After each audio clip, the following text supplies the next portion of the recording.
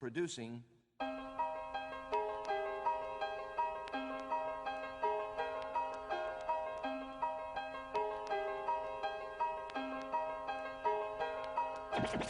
From listening to records, I just knew what to do. I mainly taught myself. And, I did pretty well, except there were a few mistakes that I made that I have just recently cleared up.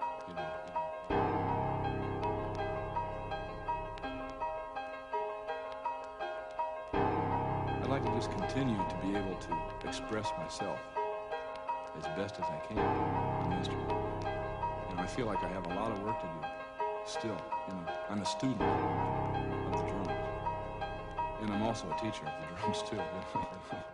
Welcome back to Start Here FM. It's been a while, starting out with some DJ Shadow, mixing it up a bit, no intro. Figured I'd drop in some of these thoughts that I've been having and some of these experiments that I've tried to just sort of give you the things that I really wish I understood 4 years ago. I really desperately wish I understood these things 4 years ago like I do now.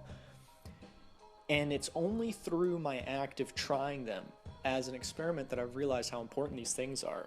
So I'm going to touch on food briefly, and I'm going to touch on exercise briefly. And then I'm going to touch on, with exercise, I'm going to touch on priorities. And let's just dive right in. So food has been a challenge for me for a long time. I'm not overweight, I'm not anything like that, but I've since I moved out of my parents' house, growing up in the South, we ate a lot of fried food and food like that. Homemade meals, though my parents are amazing. And since I left and moved out on my own, I previously lived with a lady friend who ended up doing a lot of the cooking, which was amazing, but it's been many, many years since that has been the situation. I actually was in a rhythm of ordering takeout every single day, takeout.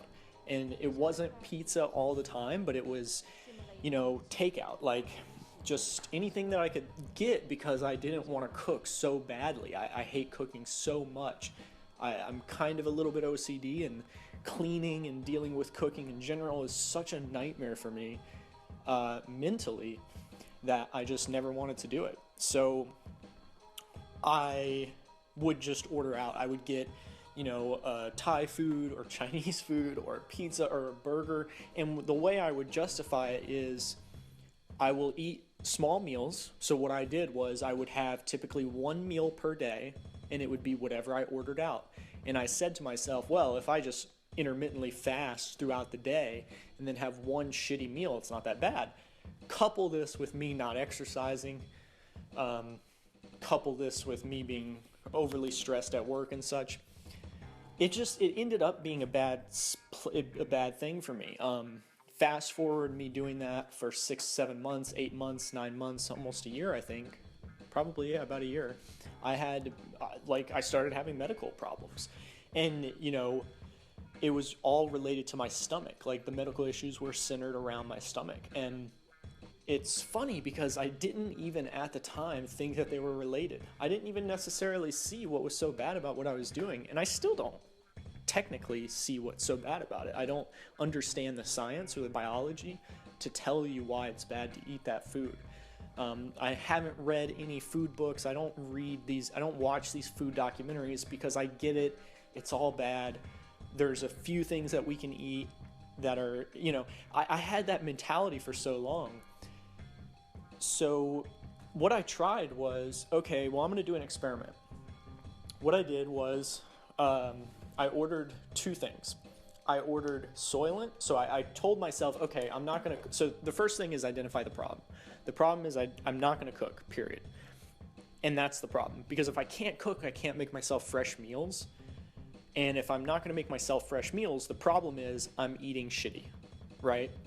So what I did was I said, okay, I'm going to try an experiment where for 2 weeks, and I didn't put a time limit on it because I'm kind of a spontaneous person. So I spontaneously came up with this and did it for a spontaneous amount of days, but it ended up being about 2 weeks or 3 weeks. What I did was I first ordered Soylent. I noticed online that you can get Soylent shipped now in 5 or 6 days. I've got a bit of it right here in front of me. That's what made me want to record this episode real quick. So I ordered Soylent. It comes in powdered form, so I got like 7 packages with the first order of Soylent. And basically, if you don't know what Soylent is, got it right here. It is basically 4 servings per pouch. Each serving has 500 calories, which is kind of like a meal.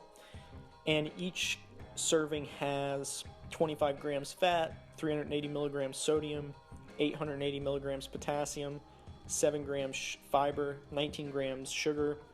It's not as quite as bad as you think with the sugar because it's a specific type of sugar. And then it's got 25 grams protein per serving. Each bag has about 4 servings. I got a ton of that. But what I said to myself was, okay, I did all the research and I found out that it's not so great to just consume Soylent alone because it's not the best thing in the world. It's not anywhere near as bad as pizza and burgers, but it's not good to consume it 100%. So what I did along with the Soylent was I ordered a home delivery frozen food chef service that wasn't that expensive. I mean, it was literally $170 for a week of food, 3 meals a day, and I didn't even need all the 3 meals because of the Soylent. I was supplementing some of the meals with Soylent. So it ended up lasting me 2 weeks. So that's where I get this 2-week figure. And I chose to order the menu plan that was called low carb. And so it had no bread. It was for people with diabetes or something like that. It was like no bread.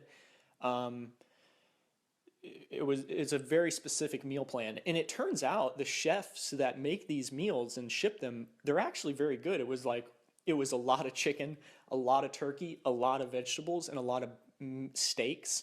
But it was always like stuffed, like chicken stuffed with vegetables. And for $170, you get 3 meals a day. The service that I used was called Diet to Go. They don't ship everywhere in the US, but if they ship to you, try it out. So fast forward me doing this for 2 days, right? So I get the meals. I say to myself, okay, all the shitty food, all the pizza, stuff like that, that's all stopping. And I put all the food in my freezer, got the Soylent, set it aside, got it all ready.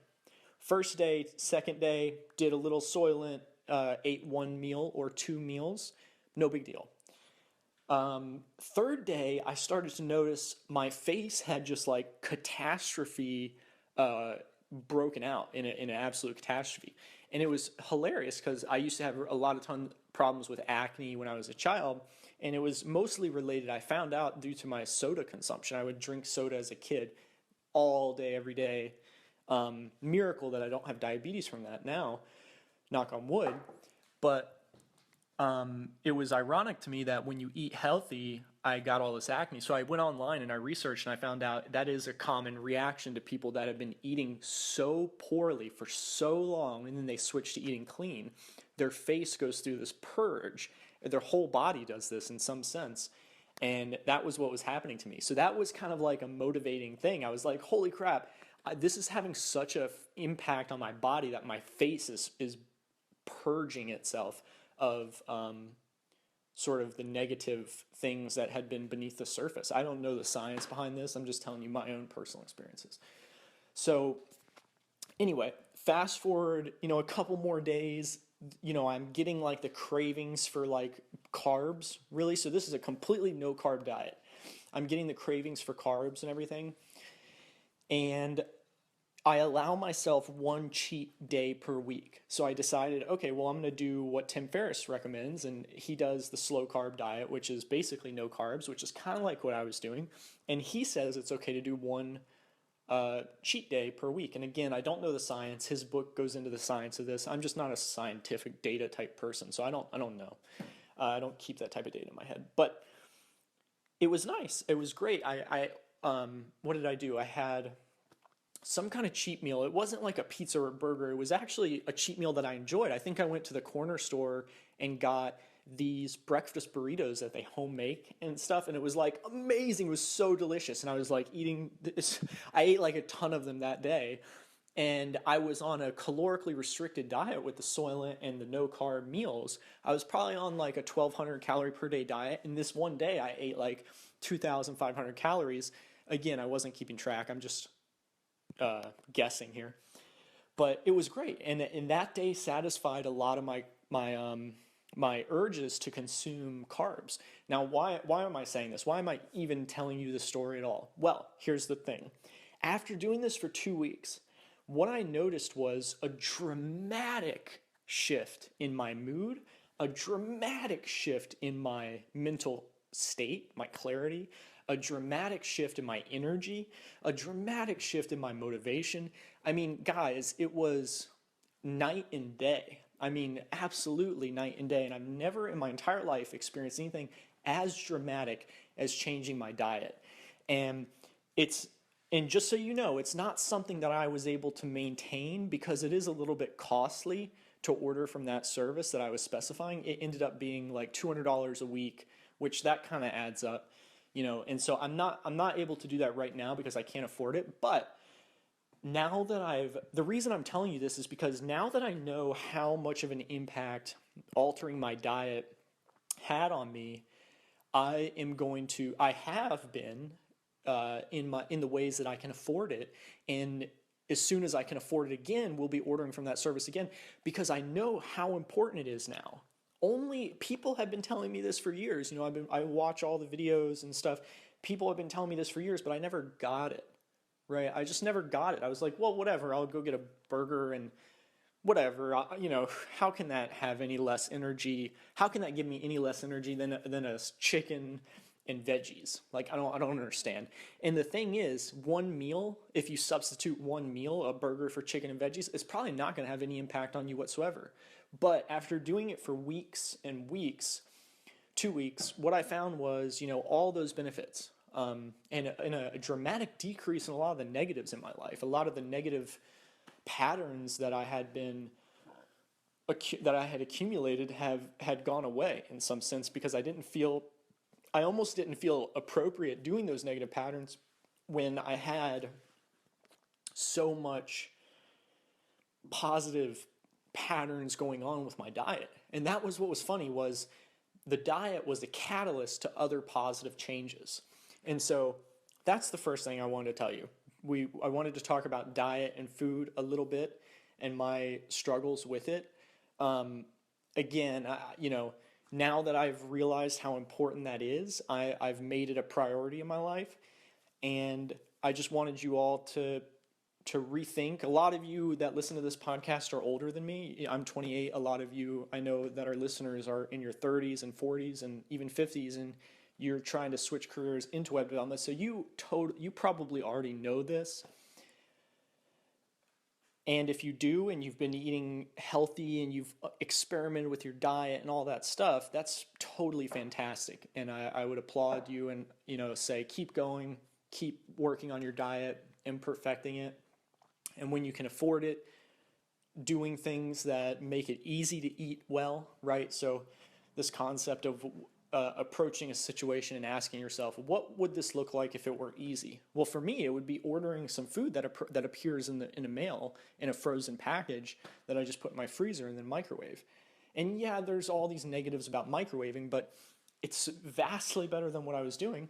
Don't let the perfect be the enemy of the good, right? So I you know, now that I know this, being a younger person that's starting to approach my middle ages, I'm realizing how important these things are. And again, if you've already realized that, totally awesome. And I'm sorry that this content is not valuable to you specifically, but everybody that's younger than me or has not experimented or has lived on their own and has been eating a poor diet, please, please, please, if you can, experiment for just a week. You don't have to even do 2 weeks. Experiment for just a week. And in fact, you don't even have to specify how long.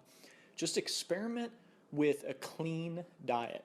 And if you don't like cooking, you don't like making your own salads, you don't like going to the grocery store, etc., you don't have time for it, etc., find a service that will deliver food to you. I know that everybody listening to this can afford it for 1 week. Even if you're really financially strapped, like I was, you can afford it for 1 week just to try it out, right? That's all. Just try it for 1 week. And I can guarantee you that you'll see somewhat dramatic change in your overall lifestyle from that. And I can say that with absolute confidence. Dramatic change in your overall lifestyle. Your entire life will be impacted by this change. And in a minute, when we come back, I'm going to talk about the next thing, which segues from diet into exercise. So when I say that diet impacted my entire lifestyle, it actually made me start exercising for the first time in my entire life. Being a 28-year-old person who's never really overweight, I never really needed to exercise. My body just forms into a somewhat normal to good-looking state. I don't really need to exercise. But as we all know, we all get skinny fat, right? So I was having that same problem as I got older in my 20s. And it was only through dietary change that I had the motivation to start exercising. And in a minute, when we come back, we're going to discuss my experiments with exercising, what I do to make it easy for myself, how I set up those habits of exercise, and how it's impacted my programming, my web development, my management of web developers, and my own company. So stay tuned.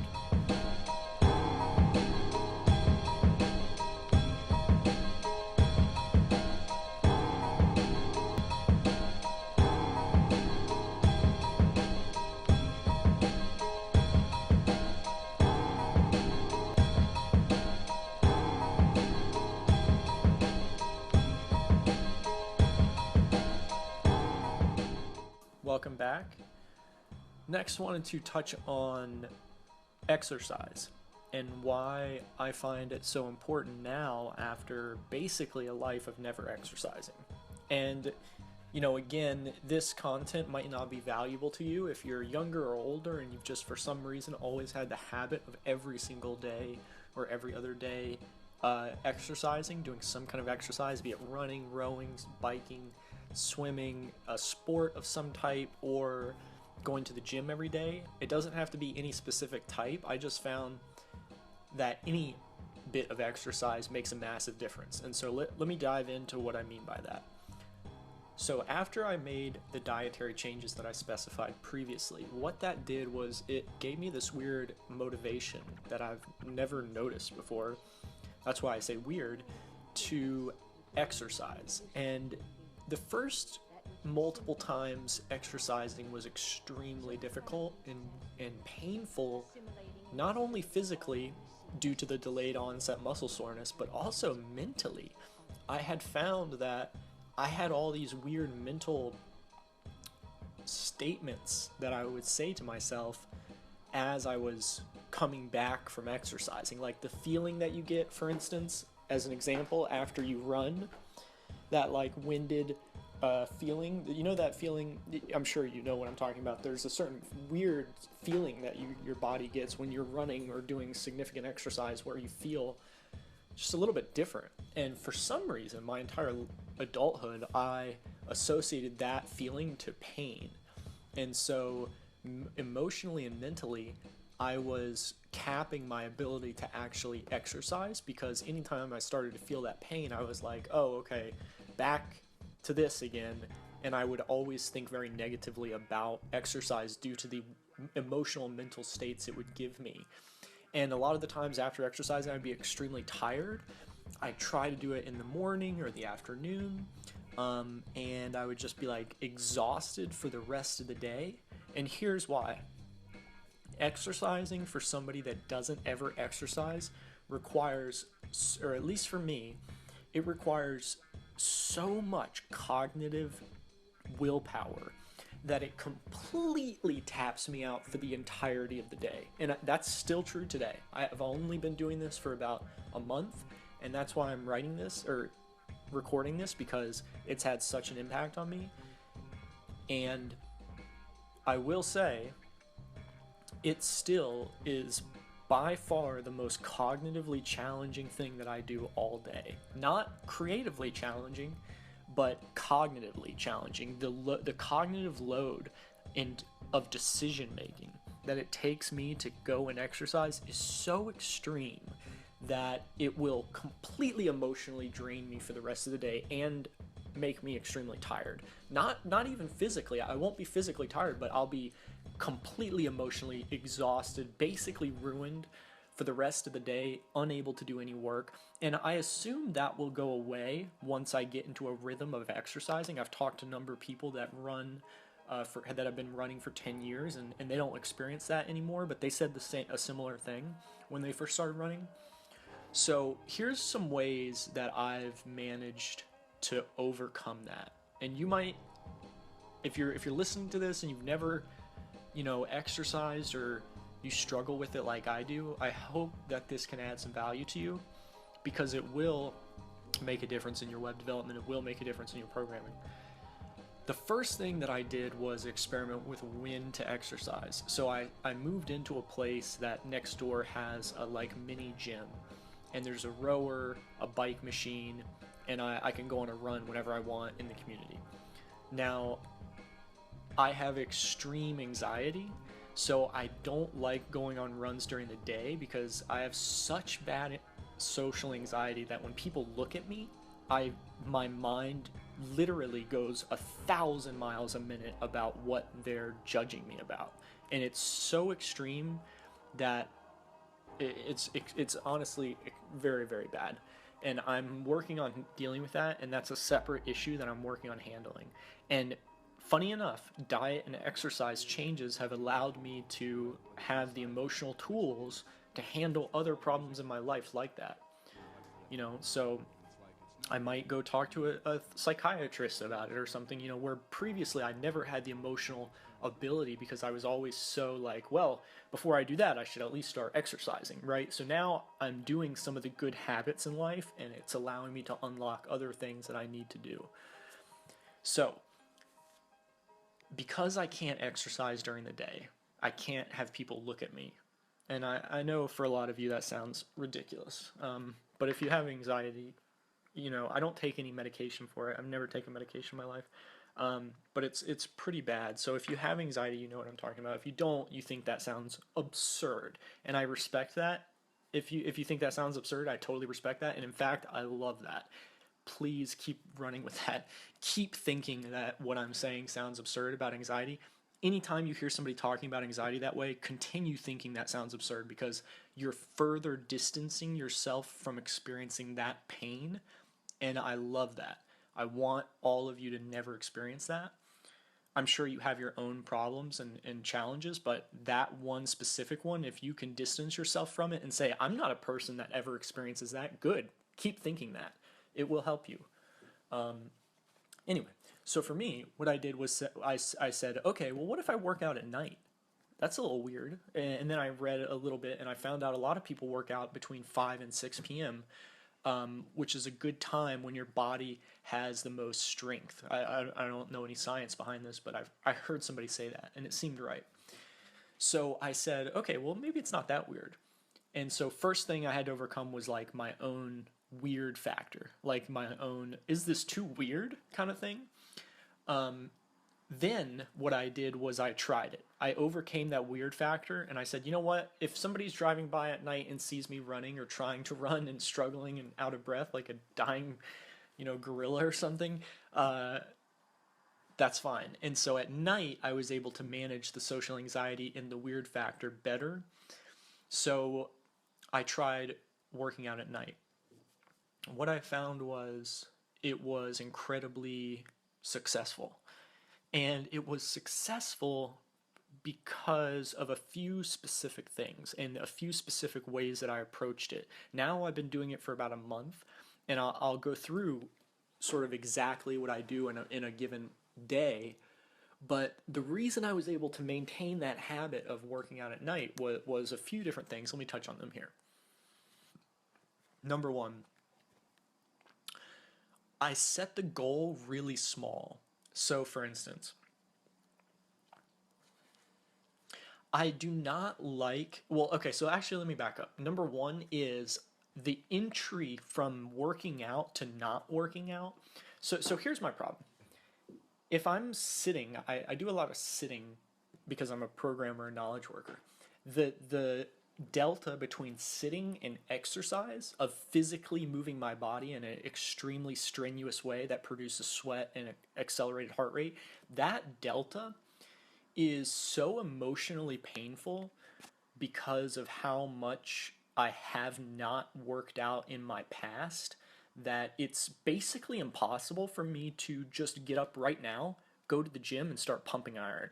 It's basically impossible because the delta from sitting to not working out to vigorously exercising, like just getting up right now and going on a run, like that's basically impossible because that delta is too vast for me personally. For you, it might not be. If you've never exercised, please ask yourself if these are the same problems you're experiencing, because subconsciously they could be.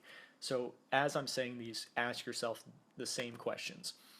So I noticed the delta was too small or too big, too vast for me to like just boom, I'm exercising. So what I did was I decided to look up what is the lowest impact exercise that one can do. Walking is pretty good. Well, I could go on a walk, that's no big deal. And then biking, like a stationary bike. A stationary bike is almost, it's literally a worse exercise than walking, a lot of websites say.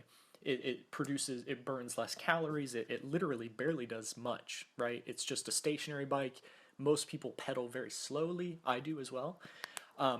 So most people are like, what's the purpose? I might as well have not worked out at all if I'm using a bike. So what I did was I noticed that the delta was too large to just immediately work out. So what I did was I started going on walks before my workouts, before my exercises at night. I would go on a walk around the block for just 10 minutes. Or I would get on the bike for just 10 minutes, and that's it. The stationary bike, or go on a walk for just 10 minutes, that's it, done. That is a very realistic, small, and achievable goal. Then, once I'm on the bike, or once I've walked for a brisk amount of time, the bike is really what changed this for me. The walking was great, but the bike is really what changed it for me. After I've been on the bike for about 20 minutes, what I'll do is I'll typically be listening to some kind of audiobook. And actually what I had to do for the first like 20 times that I exercised was, while I was on the bike, I had to listen to a motivational Navy SEAL talk about physical fitness. Because I just basically, one of the tricks that I was given was, if you can't do something that you know is good for you, try to bring as much emotion into it as humanly possible at the decision time. So when I'm on the bike, I know that after the bike, I can go home, I can walk back to my house, or I can get up and I can go to the rower. And rower is, if you row hard, it's a very intense workout. And I sweat profusely. It's extremely taxing. It's a great workout. Running is also really good. So what I said to myself was, okay, well, I'm going to bring as much emotion into this as possible on this easy bike situation. So I'm on the easy situation. I'm doing the biking. It's very easy because it's low impact. Barely any calories are being burned. I don't feel like that delta between sitting and exercising is very large. It's very small. I'm still sitting. Biking, I'm still sitting. It's not a big deal. And in fact, I'd sometimes be reading or playing a game on my phone. It's almost like I'm not exercising at all, right? So I would bring as much emotion as I possibly could into that moment while I was on the bike. And for the first 20 times, it was very difficult, and it still is. But then after the bike, I'm way more motivated and in a better state to get off the bike and go do other workouts. It could be free weights, it could be rowing, it could be running, and etc. So now I'm at the point where I make sure that each individual exercise that I do is so small, minute-wise, that it's very achievable. So bike for 10 minutes. Row for 10 minutes. And actually I started out rowing for 5 minutes. 5 minutes, guys, I'm telling you, it passes in the blink of an eye. And all of this thinking that you have in your brain, like, well, he's only exercising for 5 minutes, what's the point? I read online you can't even reverse 8 hours of sitting with an hour in the gym. So what's the point? What's the point? All that's some defeatist mindset. I did that to myself for tons of years. Don't do that. If I can give you any advice, please don't think that way, or let yourself think that way, but then just try to undo that if you can, because that's not helpful, guys. it's better to physically move your body in any way you can for as many minutes as you can every single day, no matter what. No matter what. If you can move your body in some way for any minutes, it's better than zero. So, 5 minutes on the rower, 10 minutes on the bike. Listen to a motivational tape on the bike. Go on the rower, continue listening to the motivation, row as hard as I could for 5 minutes, as hard as humanly possible. Arms are burning, chest is burning, back is burning, etc. Then, sometimes I would be done, right? A lot of the times that's it for the first bunch of exercises. Other times, maybe that I go on a run next. Maybe other times I go on a walk next, or maybe other times I do some free weights next, or do some resistance band stuff next, etc.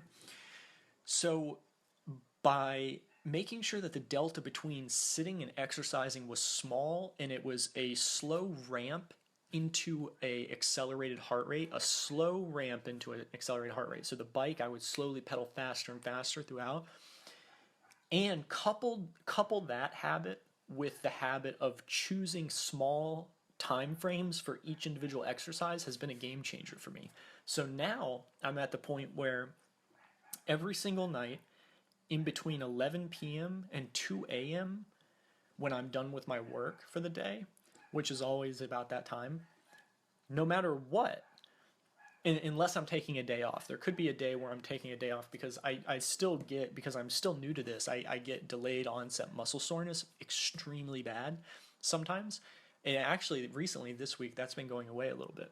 So what I'll do is I will sit there. Basically, it'll be 11 p.m. and most people are like going to bed and all this stuff. And I get even. Oh, sorry. Let me back up before I tell you my exact schedule.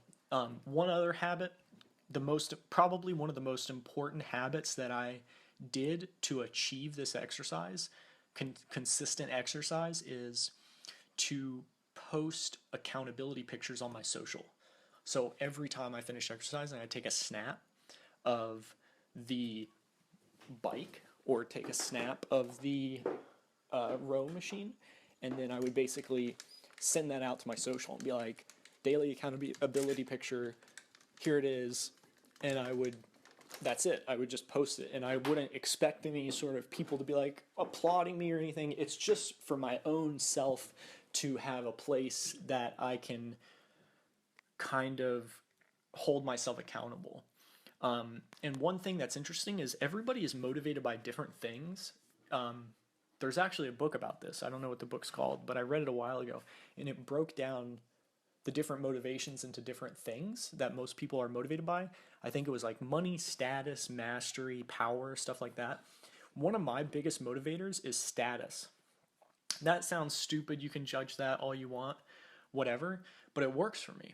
So what I'll do is I'll post on my social my workout, and it gives me a feeling of status that motivates me greatly. And yes, that's boosting my ego, and ego is the enemy, and Ryan Holiday's book, Ego is the Enemy, is amazing, blah, blah, blah. But I don't care because it's allowing me to achieve the daily habits that I know will benefit me in the long run, right? This is a long game.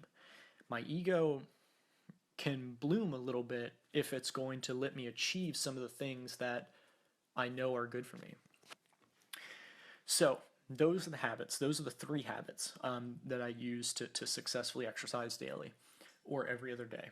Now, the exact routine that I do now that you might want to adopt, I'll tell you the routine that I used for the first 2 weeks when it was the hardest and my routine now. And I'm only a month in, just like the eating thing. I'm only like a month in, but it's had a dramatic impact. I'm just absolutely dramatic in my confidence. Specifically in my confidence. It hasn't given me a ton more energy yet. It hasn't done anything like that. But I find that it has impacted my confidence greatly. So here's my routine for the first 2 weeks that I did it. It was sitting down 11 p.m. to 1 a.m. because, again, I experimented and I found that nighttime was best for me. 11 p.m. to 1 a.m. I'm sitting there. I get up. I walk over to the bike, the stationary bike. I do 20 minutes on the bike at the community center. 20 minutes. Then I listened to a motivational tape while on the bike. Then I got off the bike while I'm super motivated. My heart rate is a little bit accelerated from the biking. Then I went to the rower and I rode for 5 minutes hard. That's it, done. And I would walk home. I'd walk home, do whatever other stuff I needed to do. Typically would have some protein after or before.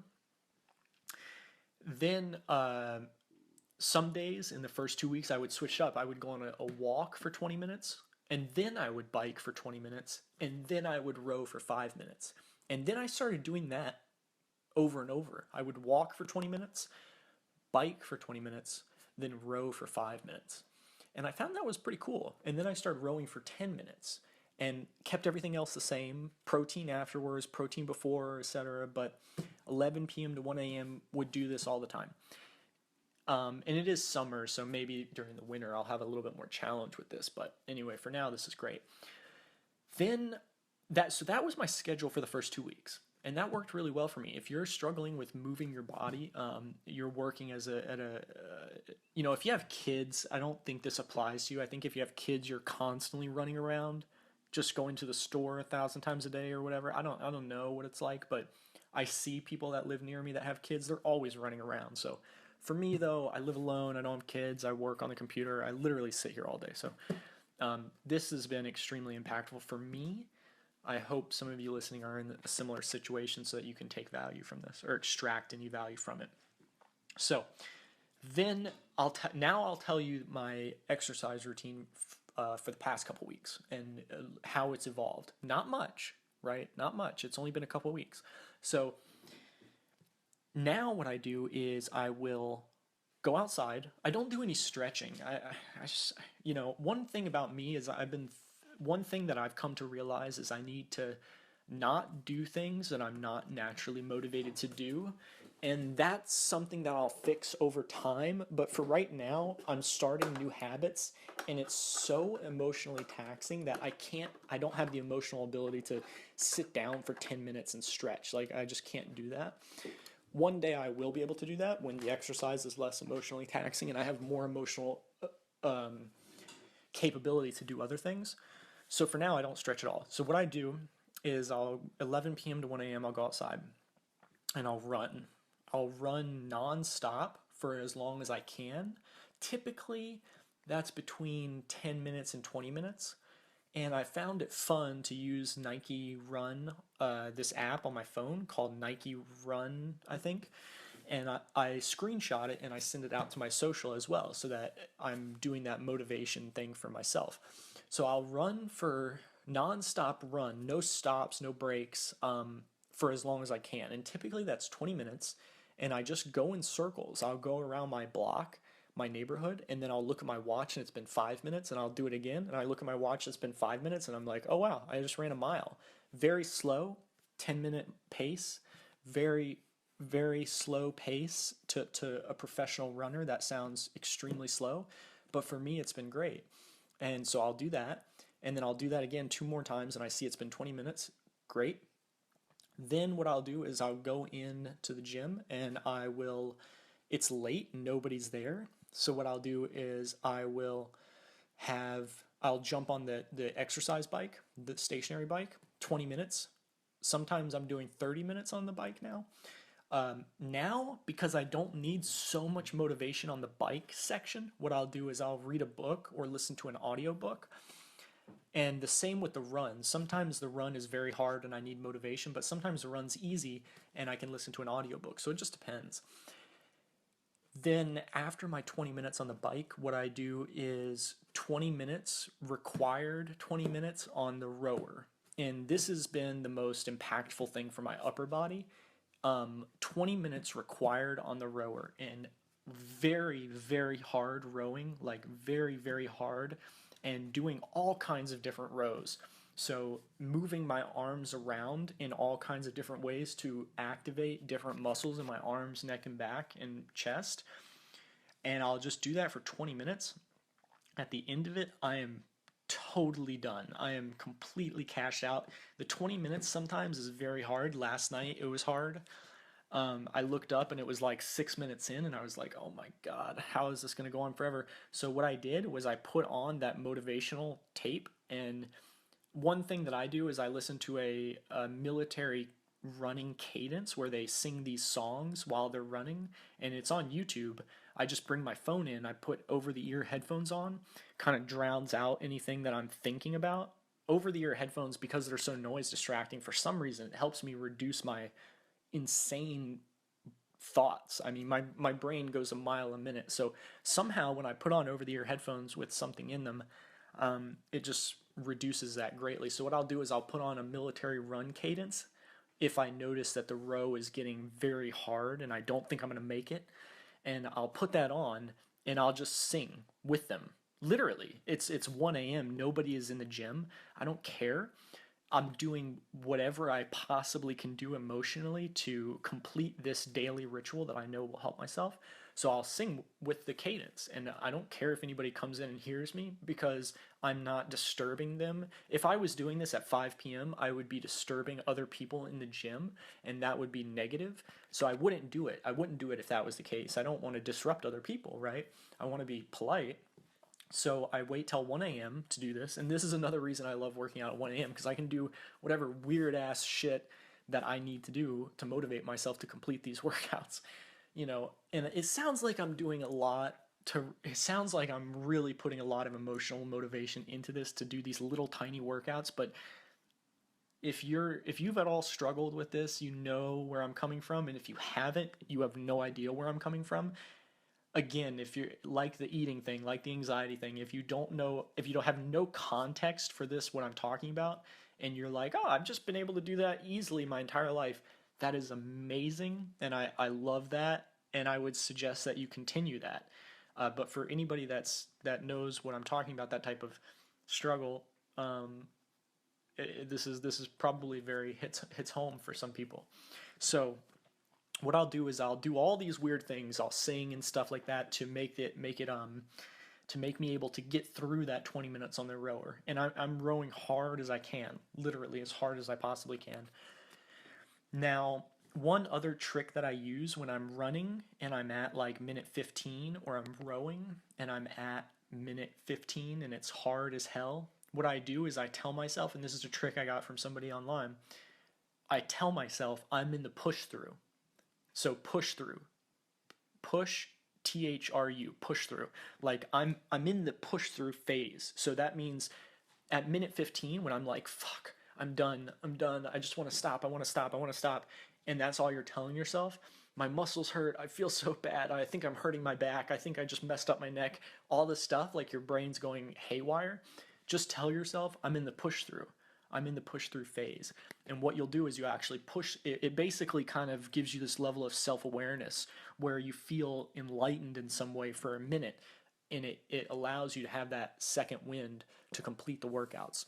And that's what I do. Those are all the habits that I use to successfully achieve a daily or every other day exercise habit. And it's something I've never been able to do in my entire life, and now I'm doing it, and it's been amazing. And I will continue to do it using these habits and strategies.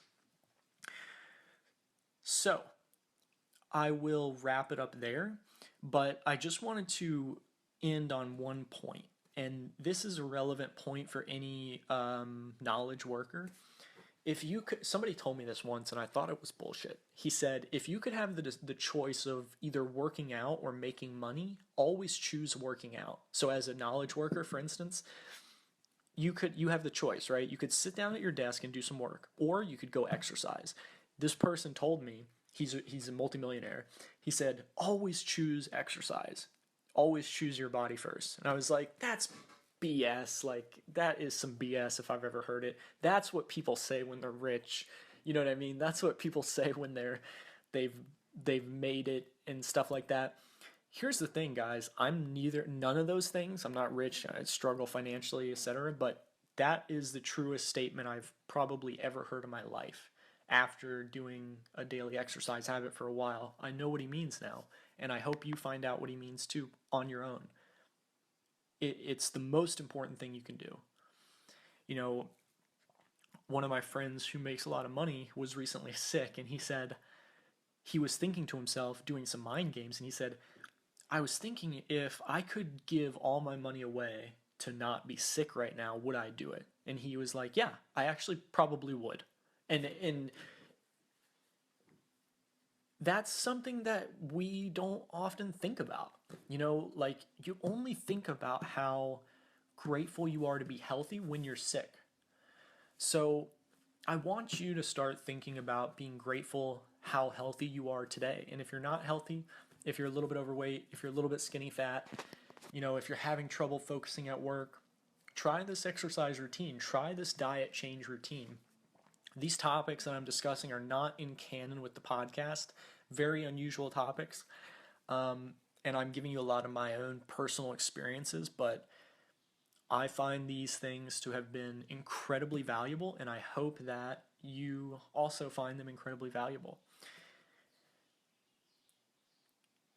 I'll end it there. Thanks so much for listening. Talk to you guys next time. And I would like to be able to continue to let what is inside of me, which comes from all the music that I hear, and I'd like for that to come out. And it's like, it's not really me that's coming. The music's coming through me. The music's coming through. Music's coming through. Music's coming through. Music's coming through.